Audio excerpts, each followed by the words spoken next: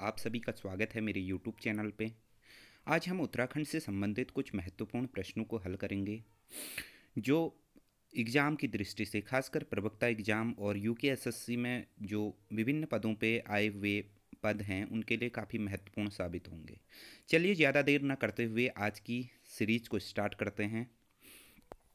आज का पहला क्वेश्चन है कि मसूरी की पहली इमारत का क्या नाम था। मसूरी में निर्मित पहली इमारत का नाम था मलिंगार होटल। अब इस मलिंगार होटल की स्थापना हुई थी 1828 में। ठीक है, 1828 में इसकी स्थापना होती है। यहीं पर आप जानते हैं एवरेस्ट ने यहाँ पर इसी महल पे सर्वेक्षण कार्यालय खोला 1832 पे। ठीक है, आप जानते हैं कि यूकेएसएससी फैक्ट वाले क्वेश्चन ज़्यादा पूछता है, तो हम यहाँ पे ज़्यादातर फैक्ट वाले क्वेश्चनों पे ध्यान देंगे। अब प्रश्न आता है कि मसूरी शहर की स्थापना किसने की। तो मसूरी शहर की स्थापना की कैप्टन यंग नामक एक व्यक्ति ने। ठीक है, कैप्टन यंग नामक एक व्यक्ति ने। ठीक है, अब मसूरी के बारे में एक फैक्ट ये आता है कि मसूरी को गंगोत्री और यमुनोत्री का प्रवेश द्वार भी कहते हैं। ठीक है, गंगोत्री और यमुनोत्री का प्रवेश द्वार भी कहते हैं। ठीक है, पिछली बार आपने एक क्वेश्चन देखा होगा कि लाल कुर्ती बाजार कहाँ है। यूकेएसएससी का एक क्वेश्चन आया था कि लाल कुर्ती बाजार कहाँ है, तो उसका आंसर रानीखेत था। तो हो सकता हो कि आगे एग्जाम में ये प्रश्न पूछ दे कि लंधौर बाजार कहाँ है। लंधौर बाजार और कुल्लड़ी बाजार, क्या लंधौर और कुल्लड़ी बाजार, ये दोनों बाजार कहाँ पे हैं? मसूरी में हैं। ठीक है, बढ़ते हैं अगले प्रश्न की ओर। आज का अगला प्रश्न है, यमुनोत्री यमुनोत्री मंदिर का निर्माण किसने करवाया था। आप जानते हैं कि यमुनोत्री मंदिर का निर्माण प्रताप शाह ने करवाया। अब यूकेएसएससी ये प्रश्न पूछ सकता है कि यमुनोत्री मंदिर का निर्माण प्रताप शाह ने कब करवाया। तो 1919 में प्रताप शाह ने यमुनोत्री मंदिर का निर्माण करवाया। अब ये यमुनोत्री मंदिर है कहाँ पे? यमुनोत्री मंदिर उत्तरकाशी जनपद में है। ठीक है, अब यहीं पे एक प्रश्न आता है कि यमुनोत्री मंदिर किस नदी के तट पे है। तो यमुनोत्री मंदिर है यमुना नदी के तट पे। किसके तट पे? यमुना नदी के तट पे। ठीक है, अब यमुना नदी का उद्गम स्थल कहाँ है? तो वह है बंदरपूंछ ग्लेशियर। कहाँ है? बंदरपूंछ ग्लेशियर। बंदरपूंछ ग्लेशियर 3 ग्लेशियरों से मिलकर बना है। कौन कौन से? श्रीकंठ ग्लेशियर, बंदरपूंछ ग्लेशियर और यमुनोत्री कांठा ग्लेशियर। इन तीनों को संयुक्त रूप से क्या कहते थे? क्या कहते हैं? बंदरपूंछ ग्लेशियर। ठीक है, लेकिन प्राचीन काल में इसे कालिंदी पर्वत कहते थे। इन तीनों को संयुक्त रूप से श्रीकंठ, बंदरपूंछ और यमुनोत्री कांठा को संयुक्त रूप से कालिंदी पर्वत कहते हैं। आप जानते हैं कि यमुना का एक अन्य नाम क्या है? कालिंदी भी मिलता है। ठीक है, यमुना का अन्य नाम क्या मिलता है? कालिंदी पर्वत। बढ़ते हैं अगले प्रश्न की ओर। अगला प्रश्न है, विवेकानंद आश्रम कहाँ है। होने को तो ये सिंपल क्वेश्चन है, लेकिन इससे जो क्वेश्चन बनेंगे वो महत्वपूर्ण है। विवेकानंद आश्रम है चंपावत में। जब विवेकानंद जी उत्तराखंड भ्रमण पे आए थे तो वो चंपावत गए थे, तो चंपावत में उन्होंने विवेकानंद आश्रम की स्थापना की। अब चंपावत से महत्वपूर्ण प्रश्न क्या क्या आते हैं? तो चंपावत में एक महत्वपूर्ण प्रश्न ये पूछा जाता है कि हिंगला देवी मंदिर कहाँ स्थित है। तो हिंगला देवी मंदिर कहाँ है? चंपावत में। ठीक है, एक और प्रश्न आता है कि नरसिंह देवता का मंदिर कहाँ है। तो नरसिंह देवता का मंदिर भी कहाँ है? चंपावत में। एक प्रश्न और आता है, बालेश्वर मंदिर। बालेश्वर मंदिर कहाँ स्थित है? तो वह है चंपावत में। एक प्रश्न और पूछता है यूकेएसएससी, एक हथिया नौला। एक हथिया नौला है चंपावत में। ठीक है, एक हथिया देवाल है पिथौरागढ़ में, लेकिन एक हथिया नौला कहाँ पर है? चंपावत में। ठीक है, एक प्रश्न ये पूछता है कि बाणासुर का किला, बाणासुर का किला कहाँ पर स्थित है? चंपावत में। इसको स्थानीय भाषा में क्या बोलते हैं? मारकोट। ठीक है, ठीक है, एक प्रश्न चंपावत से ये पूछता है कि मायावती आश्रम कहाँ है। तो मायावती आश्रम भी कहाँ है? चंपावत में। ठीक है। एक ताल से प्रश्न पूछता है, ताल से प्रश्न ये पूछता है कि श्यामा ताल कहाँ स्थित है? श्यामा ताल है आपका चंपावत में। ठीक है। इसी मंदिर के तट पे क्या मेला लगता है? झूला मेला लगता है। ठीक है। बढ़ते हैं अगले प्रश्न की तरफ। अगला प्रश्न है,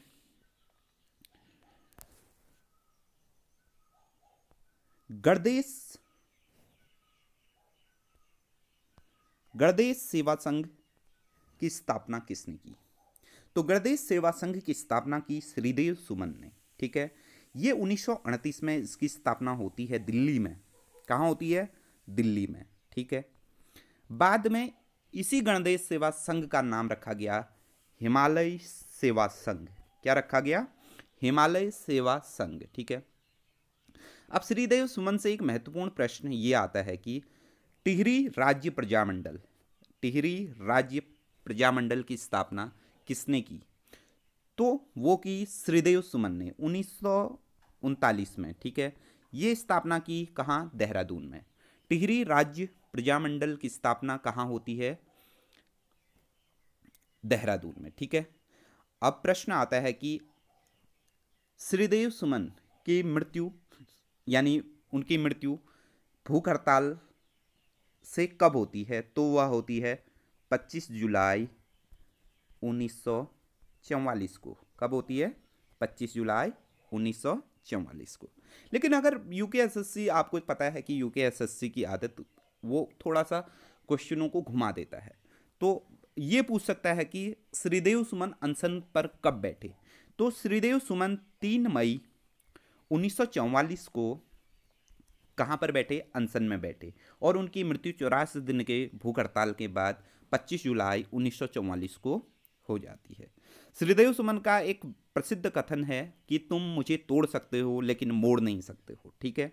बढ़ते हैं अगले प्रश्न की ओर। अगला प्रश्न है, जली सिरा बुग्याल कहाँ स्थित है? बहुत इंपॉर्टेंट क्वेश्चन है क्योंकि एग्जाम की दृष्टि से बुग्यालों पे एक प्रश्न हमेशा से पूछा जा रहा है। तो जली सिरा बुग्याल है चमोली में। अब चमोली से ही 2-3 बुग्यालों को देख लेते हैं। एक है हुणिया बुग्याल। क्या है? हुणिया बुग्याल। हुणिया बुग्याल है चमोली में। इसी के पास में आप जानते हैं वसुंधरा प्रपात। ठीक है। इसी के पास में वसुंधरा प्रपात है। एक और बुग्याल है चौमासी बुग्याल। ठीक है। चौमासी बुग्याल भी कहाँ है? चमोली में। एक और बुग्याल है कोटा खर्क बुग्याल। क्या है? कोटा खर्क बुग्याल। ठीक है। ये भी चमोली में है। एक और बुग्याल है भेटी बुग्याल भी कहाँ है? चमोली में। ठीक है। भेटी बुग्याल। ठीक है। बढ़ते हैं अगले प्रश्न की ओर। अगला प्रश्न है, कसार देवी मंदिर किस पहाड़ी पर स्थित है? तो कसार देवी मंदिर है कश्यप पहाड़ी पर। ठीक है। अब ये कसार देवी मंदिर पे मुख्यतया किसकी पूजा की जाती है? दुर्गा माँ के 8वें रूप कात्यायनी की पूजा की जाती है। ठीक है। अब कसार देवी क्यों प्रसिद्ध है? यहाँ पे क्रैंक रिज के लिए प्रसिद्ध है। क्रैंक रिज कहते किसे हैं कि जमीन के अंदर आयरन और उसका एक मैग्नेटिक पावर जनरेट होता है, यानी चुंबकीय शक्ति जनरेट होती है। ठीक है। तो उसी को ही क्या कहते हैं? Crank ridge. एक विश्व में दूसरी क्रैंक रिज है स्विट्जरलैंड में। ठीक है। स्विट्जरलैंड में। अब एक प्रश्न ये आता है कि कसार देवी मंदिर पे विवेकानंद जी कब आए? तो विवेकानंद आए 1890 ईस्वी में। ठीक है। 1890 ईस्वी में विवेकानंद इसी कसार देवी मंदिर पे आए। उन्होंने ध्यान वगैरह किया। ठीक है। बढ़ते हैं अगले प्रश्न की ओर। अगला प्रश्न है, मसूरी वन्यजीव विहार की स्थापना कब हुई? तो मसूरी वन्यजीव विहार की स्थापना हुई 1993 में। यह सबसे छोटा वन्य विहार है। इसका क्षेत्रफल लगभग 10 के आसपास में है, 10 वर्ग मील के आसपास में, 10.82 शायद इतना है। ठीक है। अब ये मसूरी वन्य जीव विहार क्यों फेमस है? तो यह फेमस है माउंटेन क्वेल के लिए, माउंटेन क्वेल के लिए, जिसे पहाड़ी बटेर भी कहते हैं। ठीक है, अब मसूरी से ही मसूरी नाम आ गया, तो मसूरी से एक बार प्रश्न आया था यूकेएसएससी में, मसूरी लाइब्रेरी की स्थापना कब हुई थी? तो मसूरी लाइब्रेरी की स्थापना हुई थी 1843 में। ठीक है, इसकी सबसे ऊंची चोटी है लाल टिम्बा, दूसरी सबसे बड़ी चोटी है आपका गन हिल। ठीक है, गन हिल। यहीं पर मसूरी पे ही हाडी और भट्टा जलप्रपात भी हैं। ठीक है, बढ़ते हैं अगले प्रश्न की ओर। अगला प्रश्न है, दूधातोली लोक विकास संस्थान कहाँ स्थित है? तो दूधातोली लोक विकास संस्थान है पौड़ी गढ़वाल में। इसकी स्थापना का मुख्य श्रेय जाता है सच्चिदानंद भारती को। किसको जाता है? सच्चिदानंद भारती को। ठीक है, अब यहीं से एक प्रश्न आता है कि गढ़वाल का प्रवेश द्वार किसे कहते हैं? गढ़वाल का प्रवेश द्वार कहते हैं कोटद्वार को, जो खोह नदी के किनारे बसा है। ठीक है, यही कोटद्वार पे एक प्रश्न ये आता है कि BEL यानी भारत इलेक्ट्रॉनिक्स लिमिटेड कहाँ पर है? कोटद्वार पे है। ठीक है, कोटद्वार पे है। अब कोटद्वार से एक प्रश्न आता है कि गढ़वाल मोटर ऑनर्स यूनियन की स्थापना कहाँ पर हुई? तो वो कोटद्वार में हुई। ठीक है, 1941 में कोटद्वार में गढ़वाल मोटर्स ऑनर्स यूनियन की स्थापना होती है। ठीक है, अब कोटद्वार में ही हनुमान जी की सिद्ध बलि मंदिर स्थित है। ठीक है, यहाँ पे हनुमान जी का सिद्ध बलि मंदिर स्थित है कोटद्वार में। ठीक है, एक बार प्रश्न आया था कि खिरसू कहाँ स्थित है? तो खिरसू पौड़ी गढ़वाल का एक बेहद ही खूबसूरत पर्यटन स्थल है। ठीक है, बढ़ते हैं अगले प्रश्न की ओर। नेलांग घाटी किस जनपद में है? तो नेलांग घाटी है उत्तरकाशी में। नेलांग घाटी को कहते हैं पहाड़ का रेगिस्तान। क्या कहते हैं? पहाड़ का रेगिस्तान। ठीक है,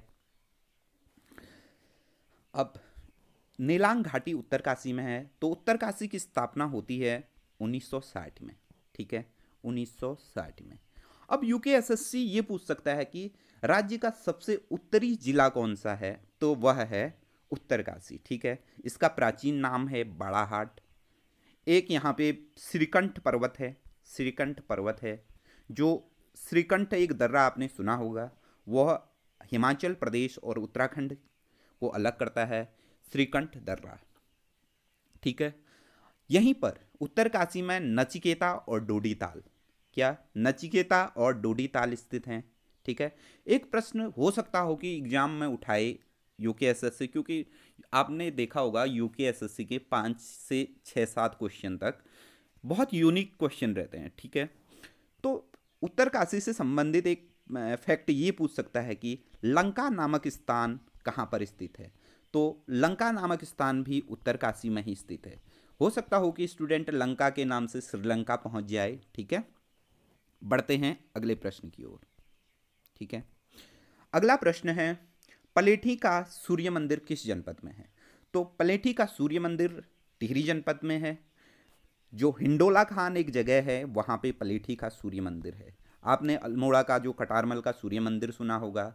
एक सीरीज में उत्तराखंड के जो मुख्य सूर्य मंदिर हैं उन पे एक विशेष वीडियो बनाऊंगा। ठीक है, अब टिहरी पे एक प्रश्न आता है कि चंद्रवदनी मंदिर कहाँ स्थित है?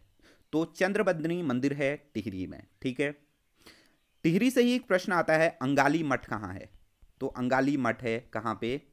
टिहरी में। ठीक है, एक प्रश्न बहुत पहले आया था, मुझे याद है, एक पेपर में देख रहा था, सेम मुखेम नागराजा का मंदिर, सेम मुखेम नागराजा का मंदिर भी टिहरी में ही है।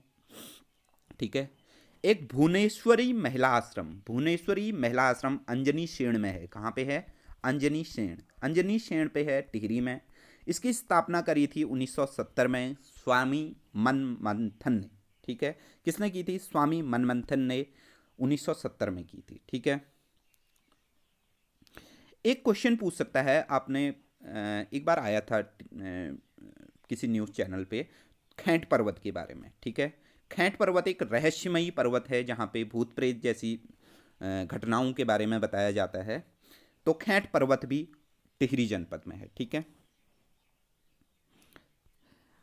एक विशेष जो एग्जाम की दृष्टि से महत्वपूर्ण हो जाते हैं कुछ पुस्तकों के नाम, तो उसमें पहला पुस्तक का नाम है मालिनी सभ्यता के खंडहर, जिसके लेखक हैं ललिता प्रसाद नैथानी।